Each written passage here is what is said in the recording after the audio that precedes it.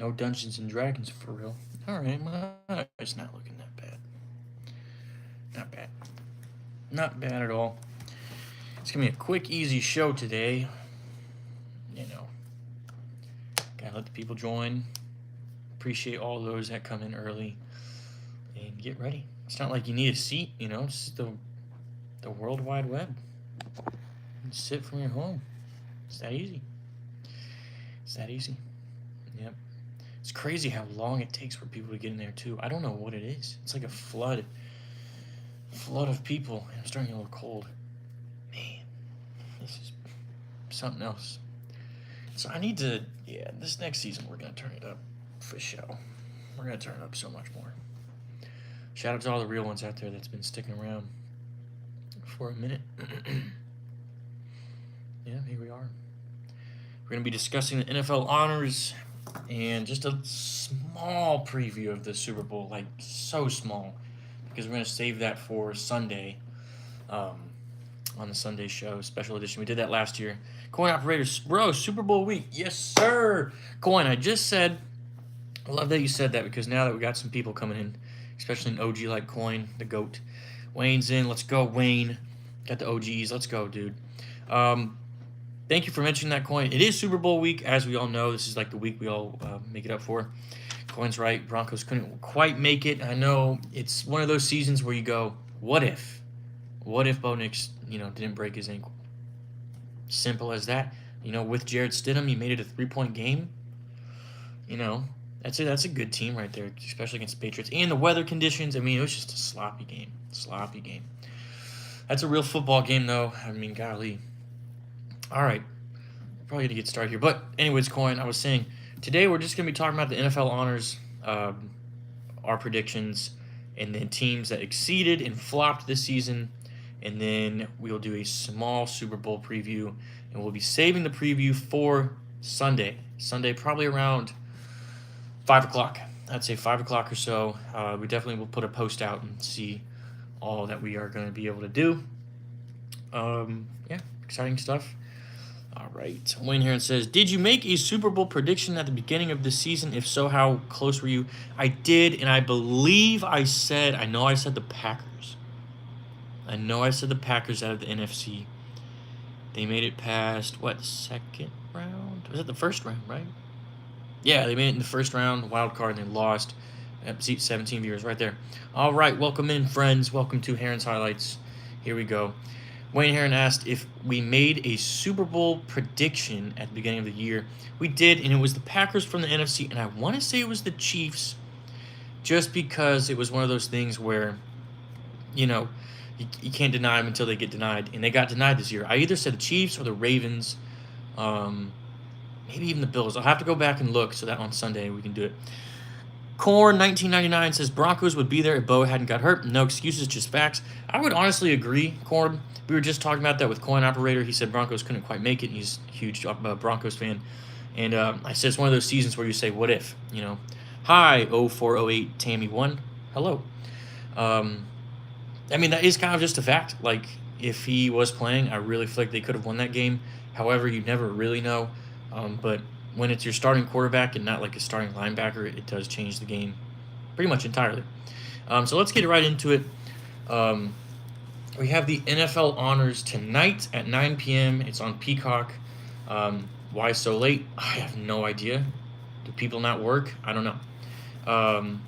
But we're going to start off with Coach of the Year. So there's a lot of good nominees. I thought they really nailed the nominees. We just wrote down the winners because we're going to fly by just a little bit because we do care about the nominees, but the winners is what makes, the awards.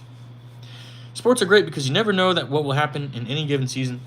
That's right, Wayne. I really don't think anyone predicted a Seahawks-Patriots Super Bowl, and if you did, I really hope you put money down.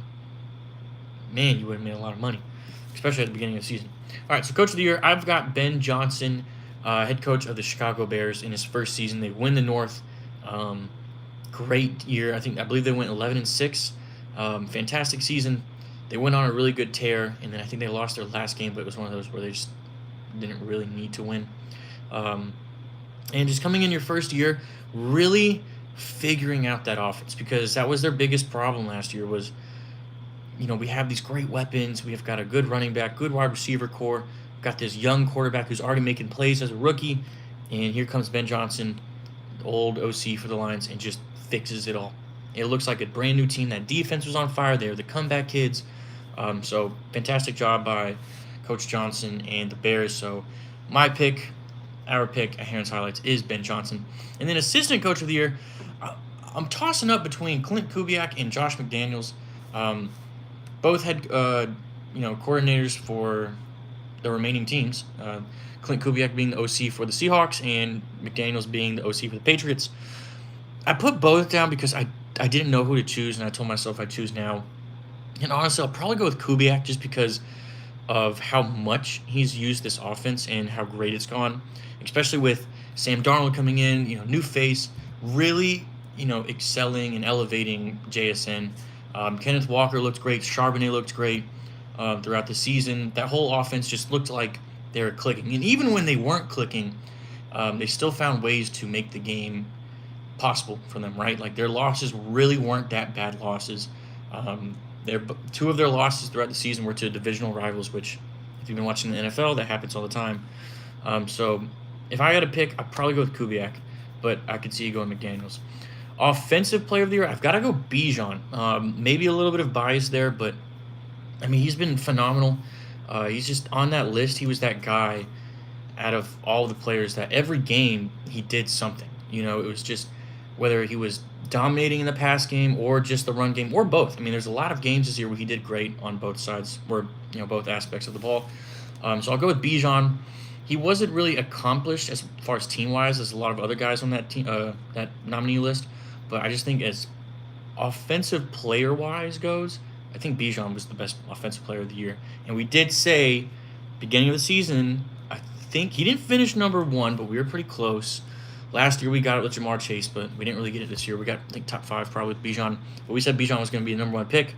And I think out of the number 1 options that you had this year in fantasy, Bijan was probably number 1. Defensive player of the year, we got Myles Garrett. I mean, it's pretty hard to be denied when you break the sack record. Kind of wish he got it in 16 games, so that would not shut up the old heads, because that's just rude to say, but, make anyone that would say, oh, we did it in 17 games, not have that excuse, but now they have that excuse. However, that's the game we play. Like, Corn said and Wayne Herron says, that's no excuses, just facts. And sports are great because you never know what will happen in any given season. So I got Myles Garrett there. A lot of great nominees, though. Offensive Rookie of the Year, I liked the list a lot, but I went with Tutorial McMillan. And the reason being is because he was by far the most consistent. Now, if Jackson Dart stayed healthy, this has Jackson Dart all over it. Matter of fact, we'll just skip it to Rookie of the Year. I've got Jackson Dart, which is so strange because a lot of those guys on that Rookie of the Year list weren't even up for offensive or defensive rookie. Like Ashton Genty was up for it. Didn't really do too great this season. He did okay, yeah, for sure, but I don't know why he's up for Rookie of the Year and not Offensive Rookie of the Year. Someone's got to explain that to me. So we got Dart as Rookie of the Year. Defensive Rookie of the Year, I was thinking James Pierce Jr. Again, seems a little bit biased, but I went with Nick, excuse my butchering on this pronunciation, but Eminwari from the Seahawks. Just one of those guys that stuck out, and I've seen his name all throughout the season, and he's on the Super Bowl team, so I got to go with Nick. Congratulations if you win, and congratulations on the nominee. Make sure you hit that like button. I see we got 7 viewers and 3 likes. Can we at least get 2 more likes? How about 4 more? Not greedy, just asking. Comeback Player of the Year. Again, I wrote down Trevor Lawrence and Christian McCaffrey.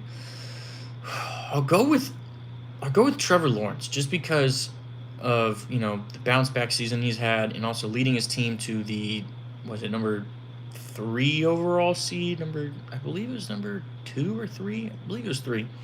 It might have been 2, but top 3 seed for the Jags. That's incredible. Having a great coach like Liam Cohen coming in, I think that team's got a very bright future as long as they can just play their name or play the game they want to play. So shout out to T-Law if he wins. We got a couple comments here. Wayne Herron says, it'd be cool to do a long-range study of Rookies of the Year to see where they are in the league in 5 years. All right, yeah, for sure. I would like to see that as well. Maybe we could do that for an off-season thing because, the off-season can be kind of tough. Meow Nico69 says, "Is this what your YouTube name is?" Also, hi. Hello, and yes, this is our YouTube channel, Herron's Highlights. We discuss everything NFL. We just talk about what's going on, hot topics, games, results. Right now, we're just doing NFL honors. It's been very good stuff so far. And then finally, the MVP, we've got Matt Stafford. I'm not too convinced by Drake Maye being the most valuable player, just because that defense was so solid all year, at least second half of the year. And I don't think they carried him. I just don't think he was the most valuable player. And I'm going to break this down. A lot of people think that, I might be preaching to the choir. Rod Barnes says Dallas Cowboys. Dallas Cowboys. A lot of people think that MVP just means best player. Okay? It's not. It's literally in the name of most valuable player. So the way I look at it is if you take that player off, move him on the bench, and you take Joe Smith, whoever, an average player in that position, how different would it be? And I do believe if they moved Matt Stafford off and brought in Carson Wentz, whoever, I don't even know if he's a backup anymore for the Rams. I don't believe he is, but just someone like that, I do believe that that team would be worse. I don't even know if they make it to the NFC Championship because he was just throwing darts all year. Had a couple bad games, and I think a lot of people are going to say that's what ruined it towards the end of the season. But I don't think so. I really think you've got to look at the whole resume, the whole schedule, and I think Stafford was definitely the better player and the most valuable player for sure. Meow Nico says, "What's your favorite sport?" On the channel, I would say NFL, but in all honesty, it's basketball for sure. But it's definitely easier to talk about NFL with scheduling and whatnot. All right, so this part. I went through the standings and I looked at teams that exceeded and flopped. So we have 4, 8, 10. We have 12 teams. We've got 7 teams that exceeded and 5 teams that flopped. So we're going to go back and forth here. We'll do 2 exceeded, 2 flopped. So 2 teams that exceeded, we mentioned them already, the Broncos and the Jags. I don't think anyone really expected them to be this high. Yes, it does help that the Ravens, the Chiefs, and the Bills all had, flopping seasons in a sense. But, they took advantage in a sense, and they did beat those teams. Like the Jags did beat the Chiefs. The Broncos did beat the Chiefs, I believe, twice in this year. So I just think those teams absolutely killed it. They've got a lot of momentum riding into the next year. Mizer says, "What games do you like?" I like football. I love Rocket League. If you're talking about video games, that's really the only video game I like. But I like NFL, like college, NBA, all that stuff. All right, so the flopped, I've got the Falcons and the Ravens. Both teams did horrible compared to what they were supposed to do. Where there's some injuries at quarterback position for both teams, absolutely. That definitely causes some issues. But, when they did have their roster, they still didn't produce. And that's not a good problem in a sense, but the Falcons do have time because they are so young. We're still trying to figure out, say we, because being a Falcons fan, I got to be part of it because it's just terrible, like all the time. So there's still a lot of future, still a lot of hope for this Falcons team. The Ravens, you lose Harbaugh, you lose Munkin, Lamar's getting older, so it's very tough if you're a Ravens fan. Me on the side. All right, 2 teams that exceeded. We've got the Patriots and the Texans. Yes, I know the Texans kind of got smacked by the Patriots in the playoffs, but Texans had a rough beginning of the season, and they still somehow managed to go on a little streak, win their division, win a playoff game on the road. They didn't win their division, I'm sorry. They competed for the division. It just happened that the Jags had a great season. But the Texans still made the playoffs after having a crap start of the season. They won on the road against the Steelers, who aren't, the best. But yeah, I think that was a great season for the Texans, especially after that start. Mizer says, "I like Roblox games. I've never played Roblox, but I'm glad that you like it. It's a great game, apparently." I don't like saying that name. Godzilla says, "Hello. Yes, my grandpa win." Shout out to your grandpa. Texans were a long shot anyway. That's right, they were. I don't think they really were a Super Bowl team. It's just they stayed in the playoffs after that season. Godzilla says, "Texas." Yes, everything's bigger than Texas, especially the letters as well, it seems. All right, 2 teams that flopped. We got the Raiders, and believe it or not, the Eagles. I really thought the Eagles could have done better this season. Yeah, they had a lot of departures after their Super Bowl, but even then, they still didn't look like that Philly team, that Philly mentality team. Saquon didn't even do that well this season, especially in the middle season. So, gotta go with the Eagles there, and the Raiders just golly, they're probably, if I had to choose worst team of the year, it's probably the Raiders. They just didn't know, they had no identity. New quarterback, new coach, and it looks like, obviously coach is gone, but it looks like they're gonna get a new quarterback. No, dude, don't change it. I mean, that's just for my purpose. I don't like saying that because God is God. But I mean, hey man, I'm not gonna tell you how to live your life. I'm just gonna propose it because Jesus loves you, and there's one God. Uh, Moving on, let's just remainder of the exceeded teams: Seahawks, Bears, Panthers. Seahawks pretty self-explanatory.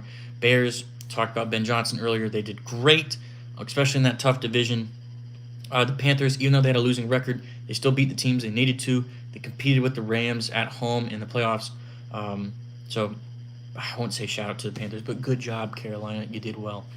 And then the final flop team would be the Packers. Went 9-7-1, number 7 seed again. So that's pretty brutal.